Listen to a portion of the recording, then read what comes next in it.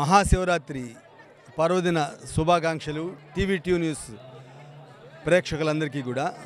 ఈ ప్రసాదాల సేవ నేను మొదట తిరుపతి వెళ్ళినప్పుడు బయటికి రాగానే ప్రసాదం పెట్టారు. తర్వాత మహాశివరాత్రి వచ్చింది.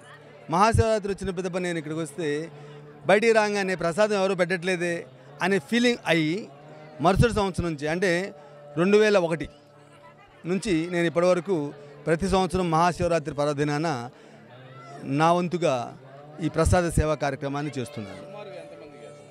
సుమారుగా ఒక 30,000 మందికి వస్తుంది. 2001 అంటే సుమారు 23-24 సంవత్సరాల నుంచి. వాటరు, చక్కెర పొంగలి, పులిహోర, ఇక మాతో పాటు ఇంకా కొంతమంది భక్తులు వస్తారు. వాళ్ళు మజ్జిగ ప్యాకెట్లు పట్టుకొస్తారు. అది వేరే సేవా సంస్థ. మనం మాత్రం ఇంతవరకే చక్కెర పొంగలి, పులిహోర, వాటరు రావెల రవీంద్ర అని మన రవీంద్ర హోటల్ ఉంది కదా, వారి వాటర్ని అప్పటి నుంచి కూడా పెడతారు. 2005 నుంచి రవీంద్ర గారు ఈ వాటర్ సప్లై మనకు చేస్తారు. సుమారు ఇది ఆల్మోస్ట్ సాయంత్రం వరకు, ఇది 2-3 వరకు కూడా వాటర్ సప్లై జరుగుద్ది. అలాగే ప్రసాద సేవ కూడా జరుగుతుంది.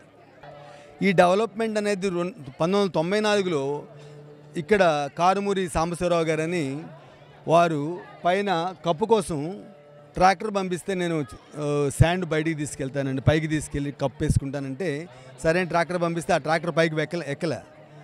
సో ఎందుకు ఎక్కలేదని చెప్పాడు. ఆ రోజు నేను చూస్తే రోడ్డు బాగోలేదు. అప్పుడు నేను ఒక సంకల్పం చేసుకున్నా. ఒక పేద వృద్ధుడు తన యొక్క లూనా మోపెడ్ మీద కుటుంబంతో సైతం వచ్చి, తన భార్య తను ఇద్దరూ వచ్చి సేఫ్టీగా మళ్ళీ దర్శనం చేసుకుని కిందకి వెళ్ళాలి అనే సంకల్పం నేను చేసుకున్నాను. అప్పటి నుంచి నేను మిషన్ కొన్న ప్రతిసారి పైకి వచ్చి ఏదో ఒక పని చేసుకుంటూ ఆ రోడ్డు పని ప్లస్ ఏదైనా మధ్యలో రాళ్ళు అని ఉంటే వాటిని మా డ్రిల్లింగ్ మిషన్స్తో తీసుకొచ్చేసి బ్లాస్ట్ చేసి ఇప్పుడు ఆ రోడ్డును ఆ రూపానికి గత 2 సంవత్సరాల క్రితం చేశాము. అప్పటి నుంచి చేసుకుంటూ వస్తే ఈ రూపం ఇప్పుడు తాల్చింది. మొన్న ఇంకొక మిషన్ కొత్తది కొన్నప్పుడు పైకి తీసుకురావాలంటే రాలేకపోయింది. ఎందుకు రాలేకపోయింది అంటే ఆ ఘాట్లో ఎక్కలేకపోయింది ఆ మిషన్ తీసుకుని ట్రైలర్. అప్పుడు మిషన్ ఎక్కడానికి కూడా ఇంకో దారి కావాలని చెప్పి మీరు వెళ్తుంటే కనిపిస్తుంది లెఫ్ట్లో కొత్త రోడ్డు అప్రోచ్ ఈ సంవత్సరం మొదలుపెట్టాను. బహుశా 2-3 సంవత్సరాల్లో అది కూడా మంచి రోడ్డు లాగా తీర్చిదిద్దే అవకాశం భగవంతుడు నాకు ఇస్తాడని అనుకుంటున్నాను.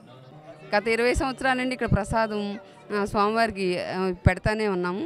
అప్పటి నుండి మాకు చాలా బాగా కలిసి వస్తుంది. మా బిజినెస్ కూడా చాలా బాగుంటుంది. మా పిల్లలు కూడా బాగా చదువుతారు. అదే నమ్మకంతో గత 23 ఏళ్ళ నుండి మేము ఇక్కడ ప్రతిసారి ప్రసాదం పెడతానే ఉంటాం. అంతా భగవంతుడి దయ వల్ల మాకు అంతా బాగా చదువుతుందండి.